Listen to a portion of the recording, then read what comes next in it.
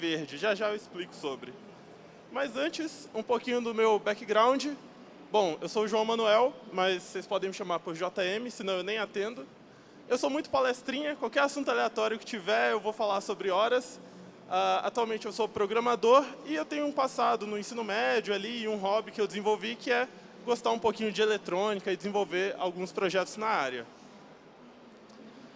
E antes da gente falar sobre o que é o movimento, o direito de reparar em si, eu vou trazer um tutorial muito rápido aqui e vou pedir licença dos especialistas da área, a galera de eletrônica, a licença poética, de como são feitos os equipamentos eletrônicos em alguns minutos.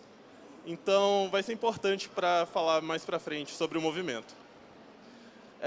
Como contexto aqui, a gente vai pegar um produto que é muito utilizado por robistas, é um computador de uma placa única, que é super acessível, usado para fazer várias tarefas de automação e ensino sobre tecnologia, que é o Raspberry Pi 4. Então, ele é relativamente barato para um computador, custa cerca de $40, roda Linux e você liga ele numa tomada, acessa lá com o teclado, vê um monitor, é um computadorzinho. O primeiro passo de alguém que quer fazer um produto como esse, como um pequeno computador ou um eletrônico de consumo qualquer, um dos primeiros passos, na real, é ter um esquemático. Isso aqui é um pedaço do circuito daquela placa que a gente viu. Então, ela é um desenho de como vão ser ligados vários componentes ideais. Então, capacitores, resistores, algum conector específico, algum chip e coisas do tipo. Eles, até aqui, não existem ainda. Eles são uma ideação, assim, eu quero que tenha esse valor, que tenha essa tolerância, tal, mas você ainda vai ter que procurar por um que exista e que cumpra com aquelas funções. E aí o próximo passo é você escolher em si os componentes. Então você vai lá num site de vários fabricantes, que às vezes tem alguns sites que reúnem isso aqui para você, você escolhe em um lugar só os componentes de verdade. Então, aquele resistor que eu queria vai ter determinado tamanho, ele vai aguentar determinada potência, ele tem algumas características reais. Então, a gente vai definir quais desses componentes que a gente vai utilizar no nosso projeto lá de um pequeno computador. E aí, depois que a gente já escolheu os componentes e os formatos deles, que representam aquele design lá, a gente vai colocar tudo numa placa. Então, dizer nessa placa, o conector vai ficar aqui, o fio de cobre que liga lá a trilha, que a gente chama, vai ficar desse jeito, tal. A imagem aqui não faz muito jus, mas é um pouquinho uma bagunça assim mesmo. Então, é disposição física no espaço, em cima de uma placa, daqueles componentes que a gente escolheu. E aí você pode dar um tapinha nas suas costas, porque você acabou de conhecer como que é o processo, no geral, de fazer um produto eletrônico, e perdoem os emojis quebrados aqui.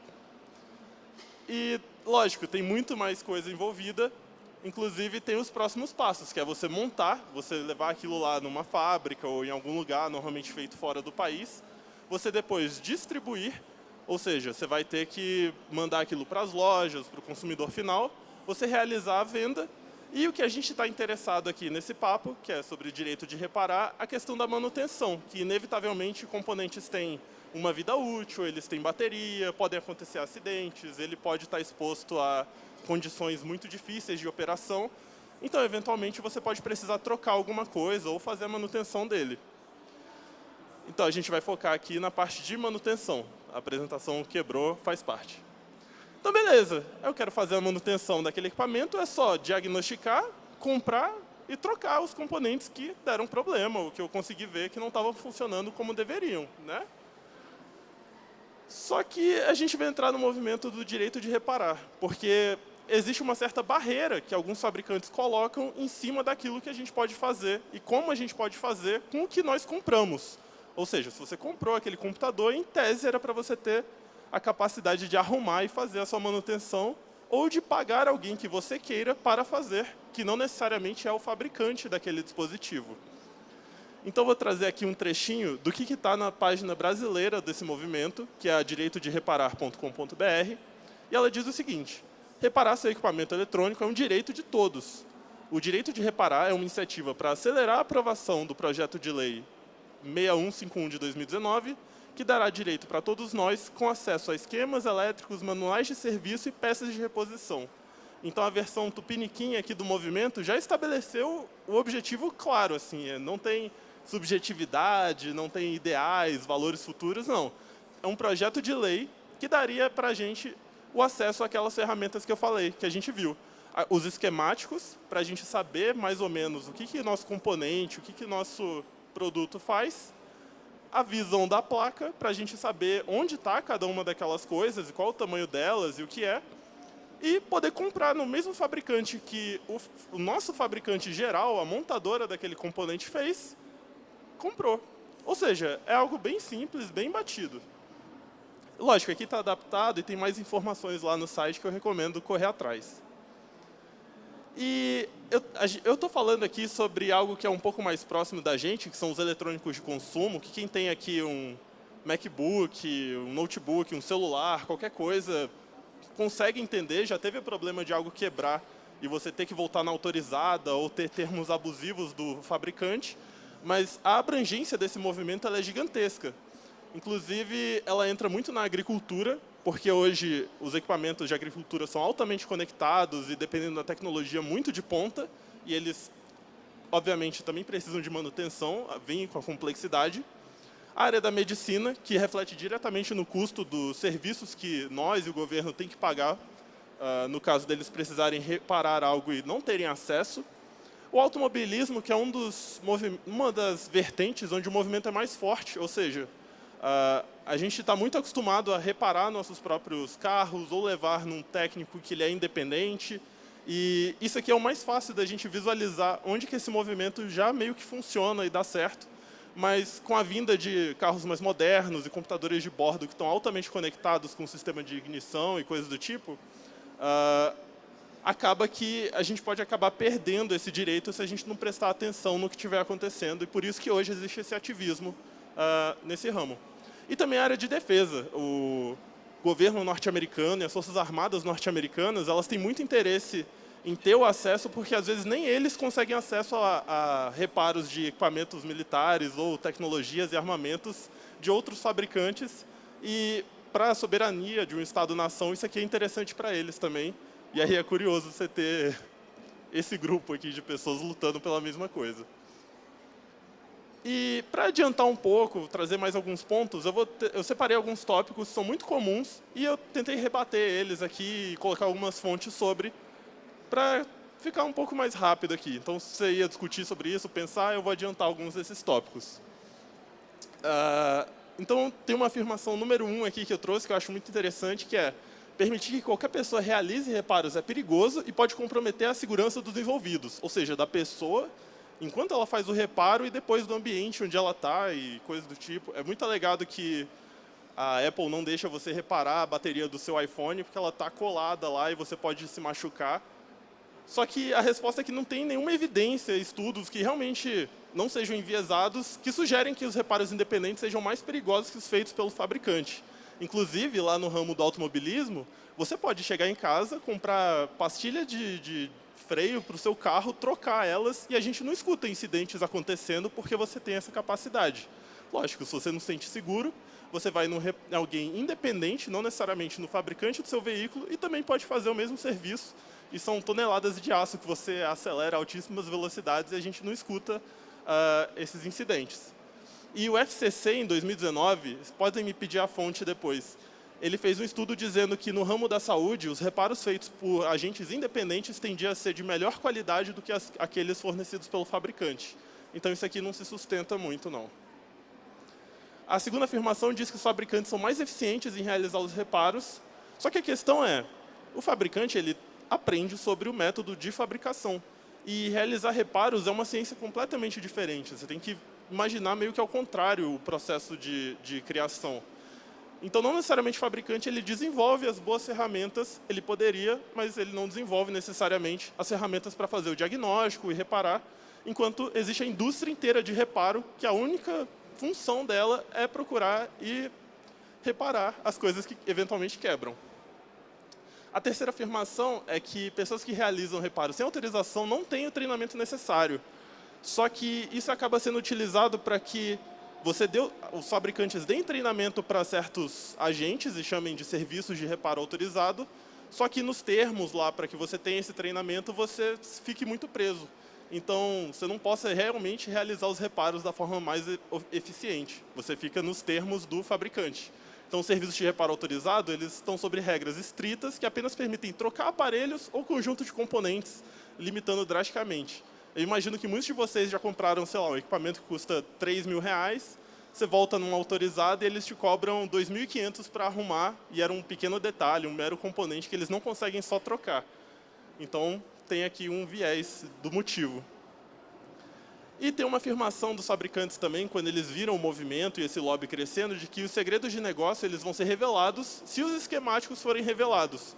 O que não é verdade, porque os projetos de lei já estão estabelecidos com o que é de interesse ter a possibilidade de acesso, e providenciar os diagramas esquemáticos não destravam, fazem jailbreak necessariamente do aparelho.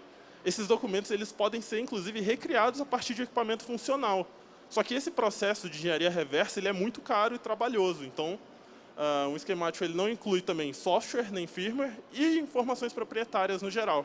Então, o movimento apenas pede formas de atualizar o firmware de equipamentos. Ele não pede que você abra o código, nem nada do tipo. Então, para quem conhece um pouco mais de eletrônica, vai entender isso aqui. Espero que faça sentido. E a última afirmação é que criar e distribuir toda essa documentação dará muito trabalho aos fabricantes, só que o movimento não exige que os materiais sejam disponibilizados de graça. Eles querem que tenha uma forma que seja acessível e sustentável para que o fabricante forneça, ainda cumprindo com todos aqueles outros pontos. E já existem os manuais que são oferecidos aos serviços autorizados. É só ter uma forma mais razoável de acesso a esses materiais. Inclusive, historicamente, eu trouxe aqui o manual de um computador antigo, lá da década de 80, 90, da Apple, e era algo absurdo, com vários capítulos sobre diagnóstico, com componentes, conjunto de componentes, o que acontecia. E a parte do direito de reparar, eu estou trazendo mais a questão financeira e ecológica aqui, mas existe também um grande poder de empoderamento do usuário, a pessoa saber o que ela está fazendo, ela ser dona daquilo que ela mexe, e também a questão histórica, o armazenamento disso aqui para o futuro, para as pessoas saberem como que funcionava o design na época, e também a questão educativa. Eu, lendo isso aqui, aprendi muita coisa que eu não sabia, olha que é algo super datado, mas é uma informação histórica super interessante que ajudaria na preservação dos seres humanos em geral, é algo interessante. E por que eu trouxe o duplamente verde aqui? Eu fiz uma jogadinha lá para que as pessoas gostassem e me aceitassem minha palestra, mas o duplamente verde é porque a gente vai ter a vertente ecológica da questão e a vertente financeira, que é quando dói no bolso, aí a gente liga um pouquinho mais para os direitos, por mais horrível que isso seja. E um pouco da perspectiva ecológica é que o lixo eletrônico ele é um dos maiores problemas ambientais que existe, que a gente não dá a devida atenção. Então, é uma pauta ambiental gigantesca.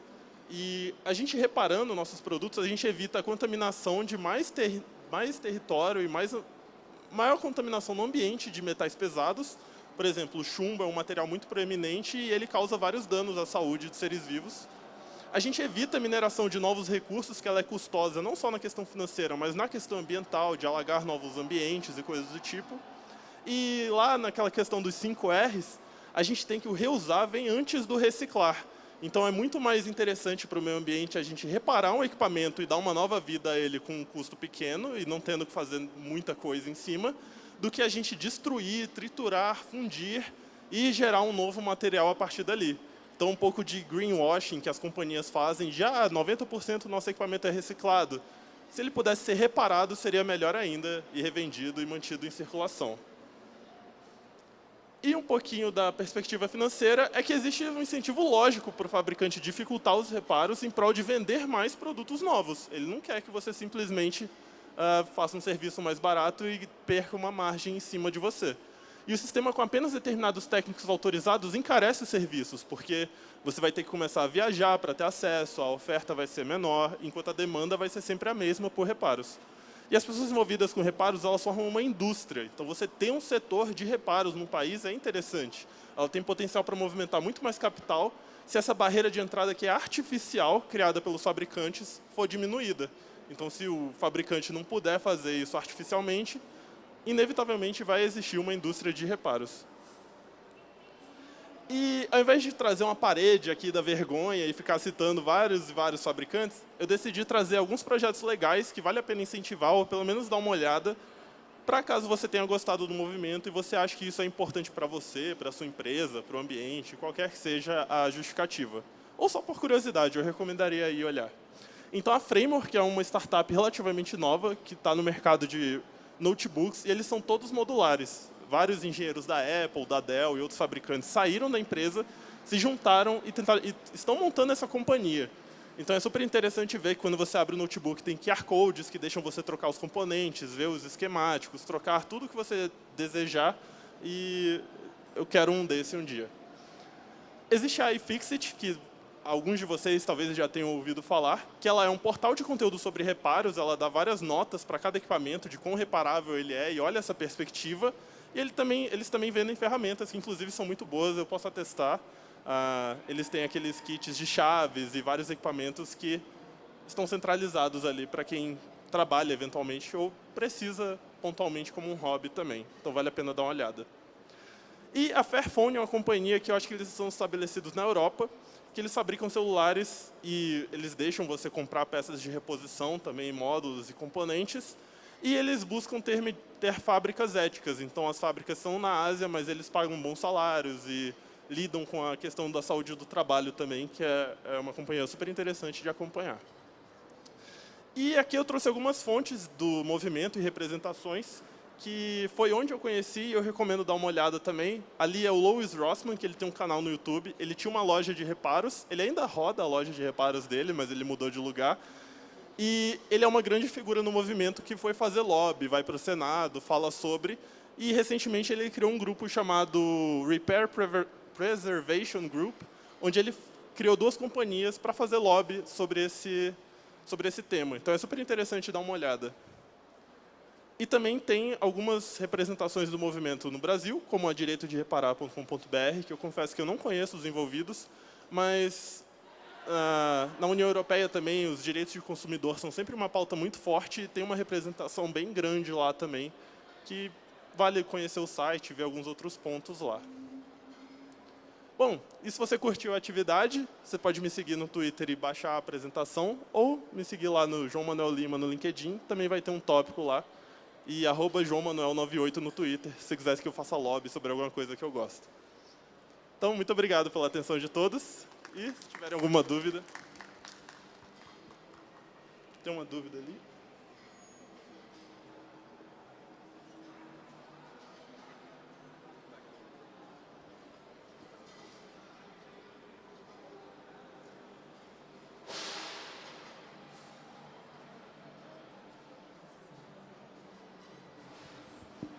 Oi.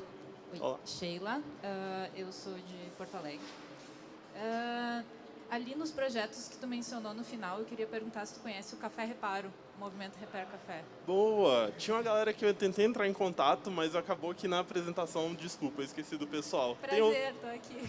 Se quiser subir e falar um pouco sobre, fica à vontade aqui também. Eu teria que abrir o site ali, tá? Você consegue abrir aí? Café Não quero roubar o tempo. Não, vamos, é pra isso. Conhecer a cena local.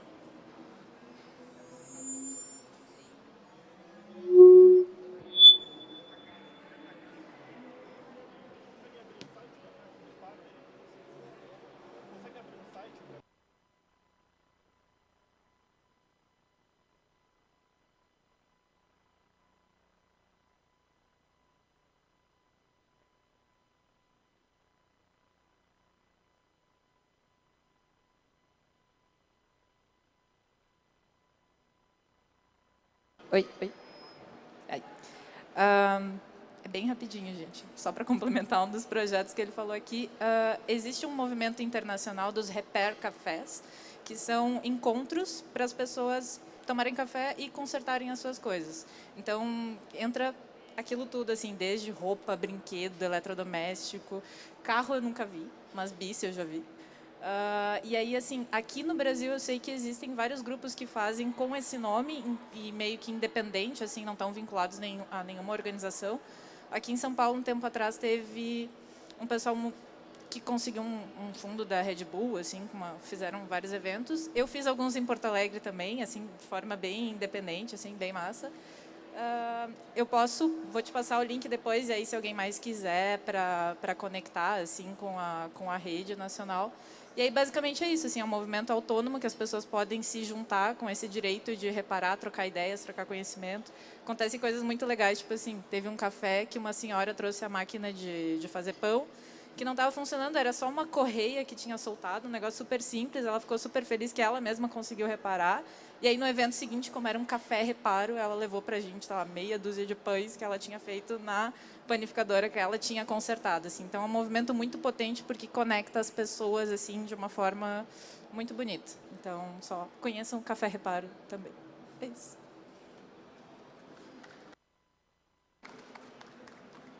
Mais alguma? Tranquilo? Tem uma ali? Duas? Só mais uma.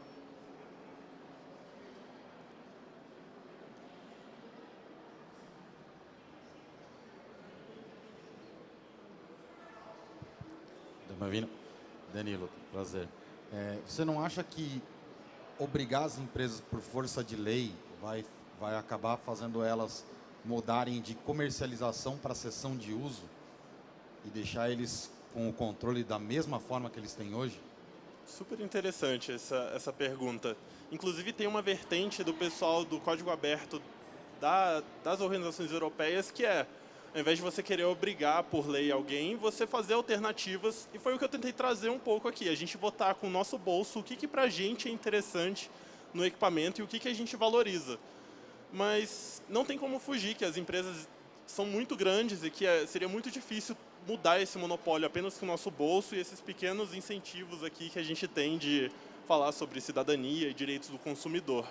Então, eu acho que ainda assim a gente pede muito pouco e é muito genuíno o que a gente pede por lei para que as empresas cumpram.